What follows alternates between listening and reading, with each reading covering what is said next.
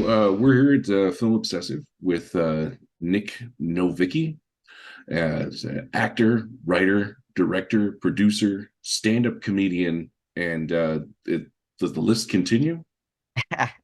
Yes, I wear multiple hats. I think you keep going. You gotta do a lot of stuff. I'm also a truck driver. I work construction. No, I don't know.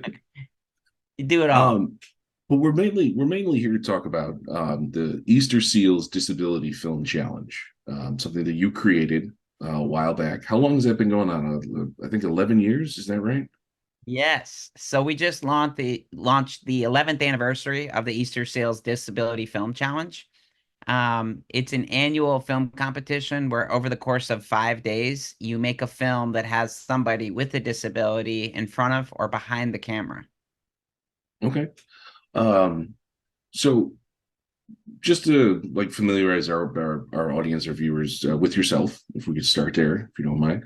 You're no stranger to performing. So like you've been doing this since you were a kid. You used to do motivational speaking, right? Raising money and awareness for organizations like Little People of America. Is that That's right. correct? Yeah. Yeah. What got you into that? I'm a little person. So for those of you that can't see me, or if you're reading this, I'm 3'10". So I always just had a knack for speaking in front of audiences. And part of that was as being a little person, I would use comedy as a tool to kind of break the ice and have people kind of be comfortable with who I am, but also comfortable with myself in situations. And so I realized early on, I started raising money for Little People of America and giving speeches. I would always open up with a joke because there would be a podium and I wouldn't be able to reach the microphone. Just based on my height, I still can't reach the microphone with the podium. So I would always kind of do a joke about like, yeah, who planned this out? Where's that stool? And I would do sort of like a Steve Martin Invisible Man bit. And I realized though that the audience was listening right away. Whenever I got their attention through a joke, I had them listening and listening to what I wanted them to hear and about the message about Little People of America. And ultimately, it was like I've been doing stand-up comedy since I was a little kid because it was a version of comedy. So then I transitioned in doing it full time, being a comedian, and I've been very lucky in my career. I've been in 40 TV shows and movies. I've toured the world as a comedian. But the majority of my work has been self-driven with me writing and producing and creating my own content because I'm 3'10" and nobody wanted to create the role for me to be the gangster. So I was like, look, I'm going to do it myself. I'm going to write it. I'm going to produce it. I'm going to put it out there in the world.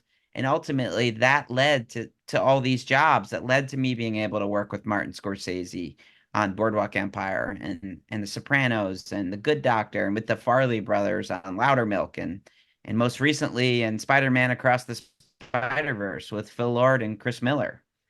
But 11 years ago, I looked around. I was like, why aren't more people with disabilities creating their own content? We are the largest minority population in the world. According to the CDC, the Center for Disease Control, 1 in 4 Americans identifies as having a disability. That's roughly 61 million Americans. But yet we're in less than 3% of film and TV shows. So 11 years ago, I was like, I can't just sit back and watch these numbers. So I took action. I created the Disability Film Challenge, which is a 5 day filmmaking competition where you need to have somebody with a disability in front of or behind the camera. I thought it was going to be kind of a one-off competition to help friends with disabilities take their career in their own hands. And then it kept growing year after year. And in 2017, I partnered with Easterseals Southern California. Easterseals is the nation's largest disability services organization. And it kind of exploded. I mean, to date, we've had 600 films created from around the world. That's impressive, and and it's created a lot of opportunities for people. If I was reading the press release correctly, like a lot of folks who have taken part in this, they've gone on to do more things in like Hollywood with film and television. Yeah. No, I mean it's really amazing. we've had just countless success stories of people with disabilities that have been cast in film and TV shows. The coolest thing about the challenge is last year we had a record-breaking 115 films that were created from around the world. Now, normally when you have a film, it's shown in a film festival and a lot of times through a firewall where you have to be at the film festival to see it. Well, with the film challenge, we have something unique. We have what is called the awareness competition, where every participant puts their films online and then they try to get as many likes, views, and shares for their films. So all the films end up on our YouTube page, our Instagram, and our Facebook page. But the coolest part about it is the industry is watching these films and they become sort of a working database where casting directors and writers and producers can look at the films and really be like, wow, I want to bring this actor in or that actor in for an audition, and in some cases offer them roles in films and TV shows. We've had actors, including Sophia Cheyenne, who's a little person that was trying to act for years and years through film and theater, and eventually she got cast in a 2-year recurring role on a Farley Brothers TV show, Loudermilk, which is now trending on Netflix. So all just because she was spotted through this film that she made in the film challenge. That's that's pretty impressive. So uh, forging your own path like that is part of the thing that kind of got you going in this direction. Like you saw that there were no opportunities being offered, so you created them. Um, that's amazing. Was there ever like a time when you were worried that like this sort of indirect criticism of the industry, though, like it might hurt your career? Because if you're being open about the fact that you're not giving us opportunities, we have to make them for ourselves. Like, did you ever go into a casting audition and they're like, oh no, this guy, you know? Well, I've always felt that the challenge is creating opportunities, and we're a resource. So we're sponsored by all the studios and networks. So we're sponsored by Sony Pictures and Netflix and Prime Video and Paramount Global, and NBC Universal. So we're actually there for the industry. I talk about the lack of representation, but we're a solution for that, so we're there. So the Casting Society of America, they actually share all of our films with other casting directors, because really I don't, it's not my job to call people out. I think there are a lot of advocates in the disability community that have been very vocal about the problems, and they are so important to the movement and to all the progress that has happened. Really, for me, I'm a joke man. I'm a comedian. My job is to entertain and also to inspire people to make films. So I've never seen myself as somebody that is in opposition to the entertainment industry. I have said that we feel that authentic representation is the best way forward. So we highly encourage any creators, any studios, any networks, any TV shows to authentically cast people with disabilities.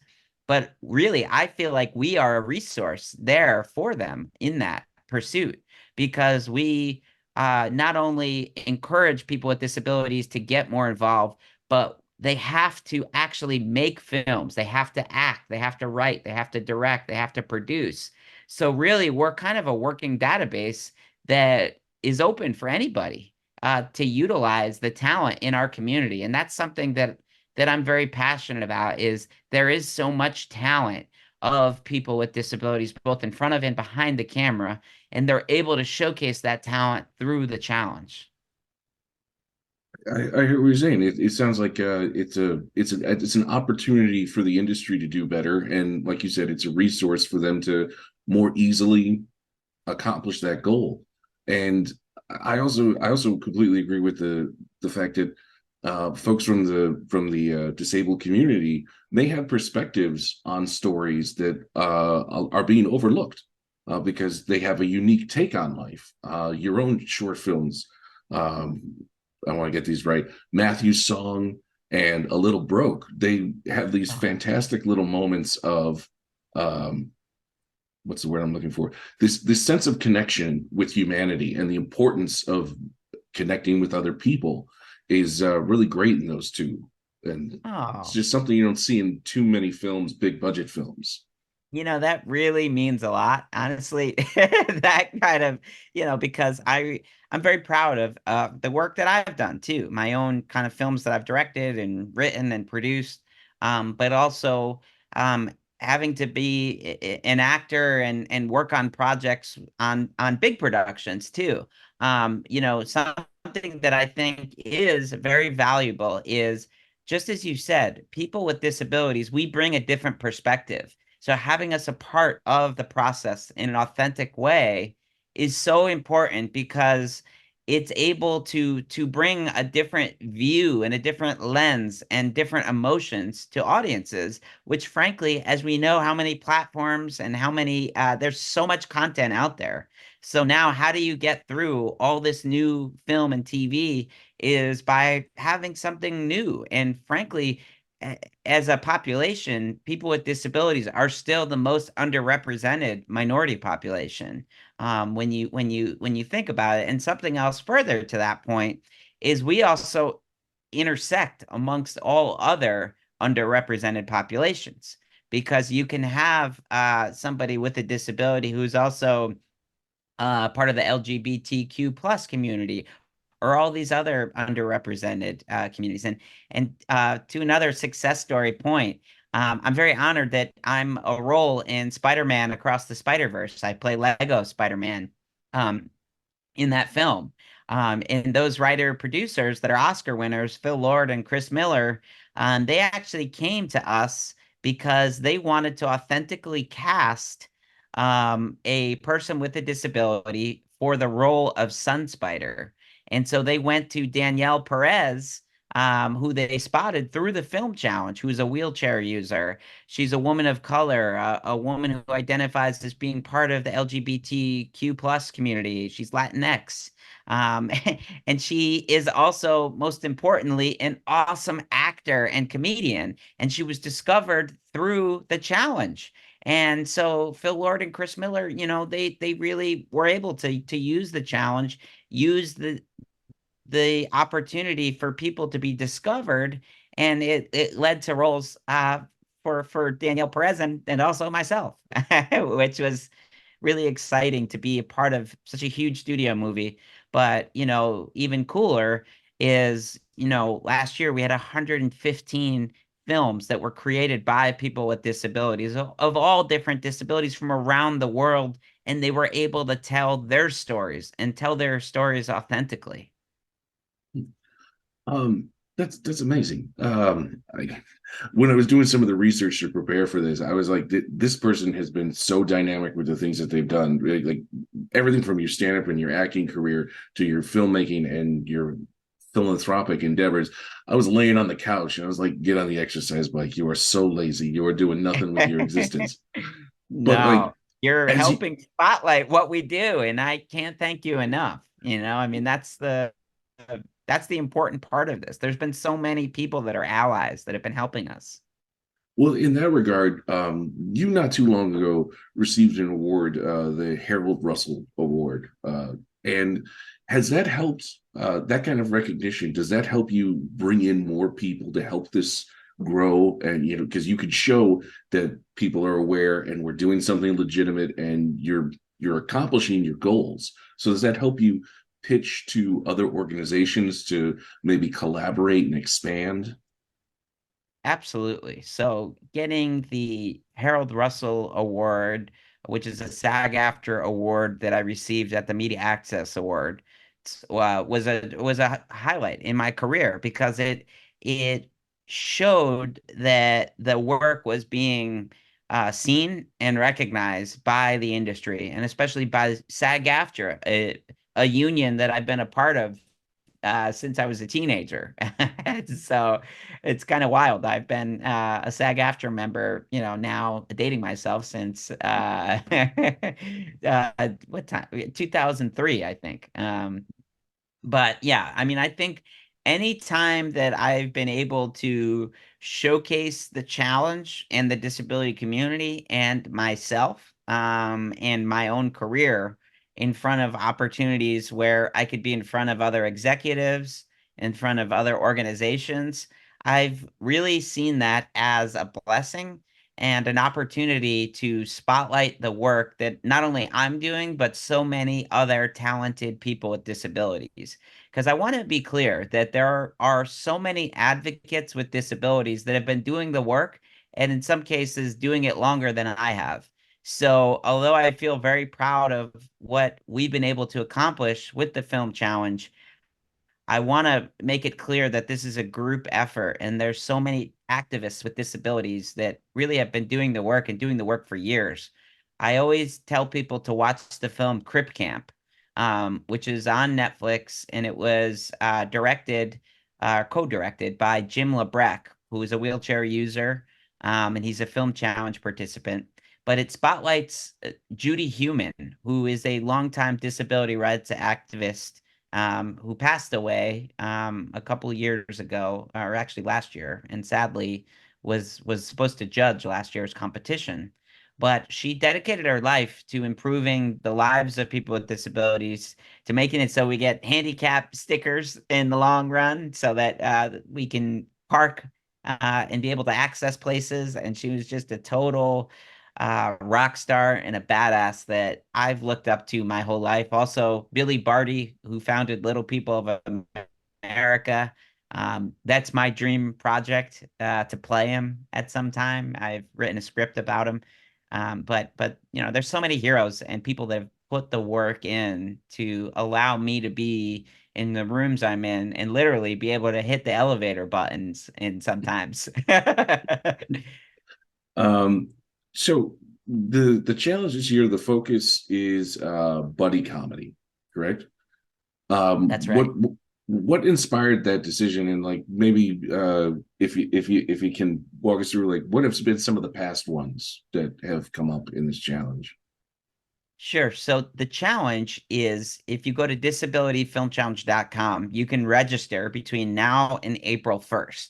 So then on April 2nd, you get the full assignment, which includes the genre, themes, props, and locations that have to be incorporated over those 5 days so that we know that you are making the film during the challenge instead of just making it over the course of a year. So it's Hmm. equitable from people around the world. Um, each year there's a different genre. And we just announced live from Sundance that the genre this year is buddy comedy. So if you Google buddy comedy, you'll see all those great buddy comedy examples for you to get in your head. But really, it's up to everyone for their own interpretation of what buddy comedy means to them. Maybe it's two guys, maybe it's a guy and a girl, maybe it's two girls, maybe it's a group of girls, maybe it's a dad and a son, a guy and its dog. It could be any version of what a buddy comedy is. And we have a different genre each year. Last year was our 10th anniversary, and romance was the genre.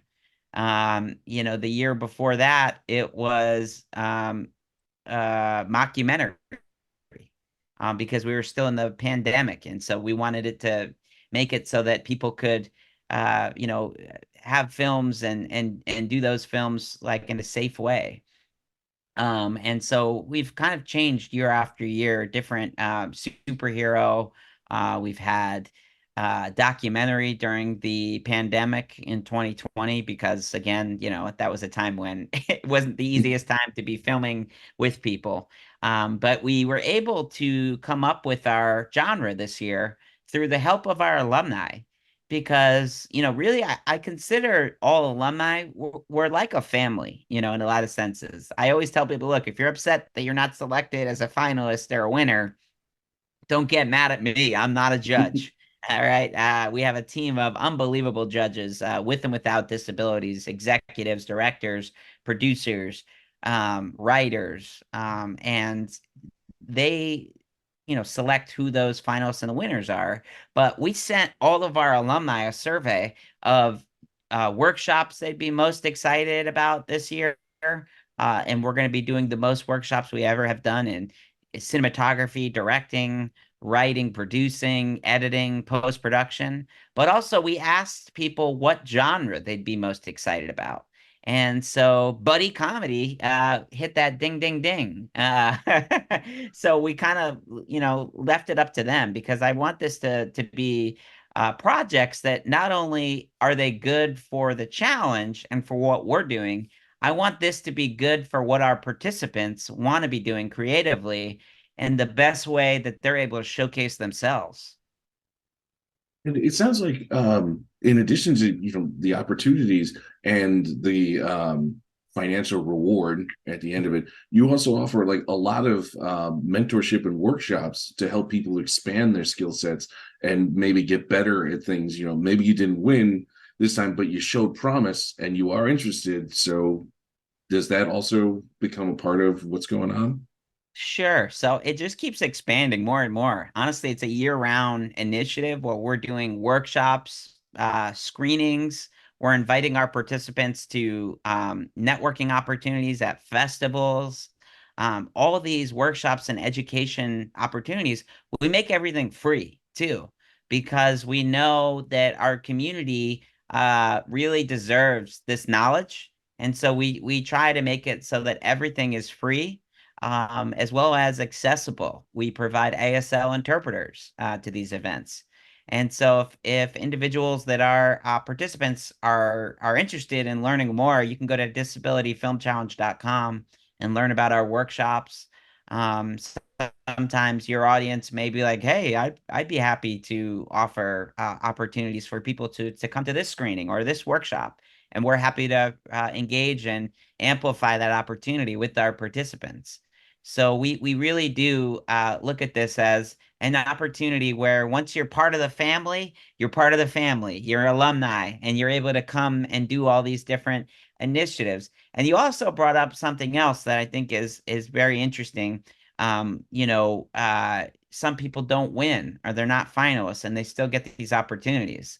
We've actually had more success stories that have gone to people that have not been named finalists or winners. A lot of times people get upset that they didn't get these big mentor meetings or the grants, and they're like, man, I didn't win or I'm not a finalist.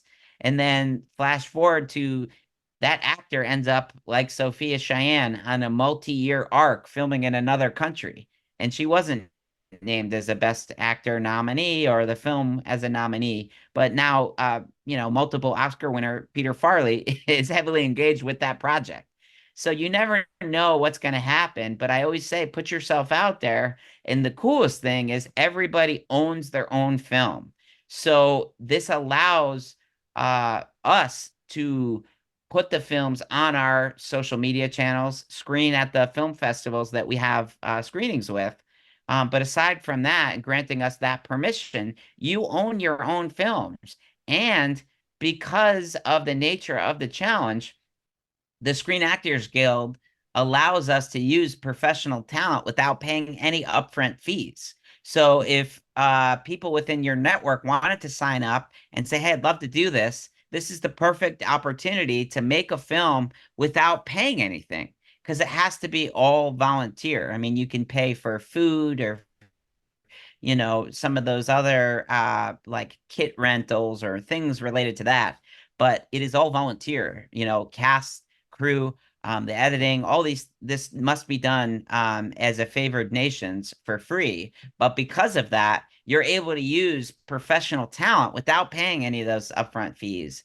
And they're able to do exceptions to make it much easier for filmmakers to work with professional talent. We've had Oscar winners that have taken part in the challenge because of this. Marcia Gay Harden acted in a challenge film.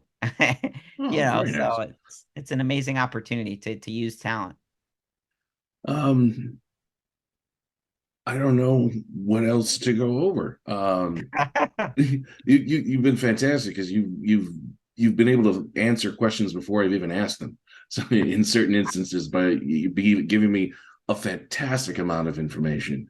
But I guess the only thing left is just to reiterate your website and wish you the best of luck. Thank you so much.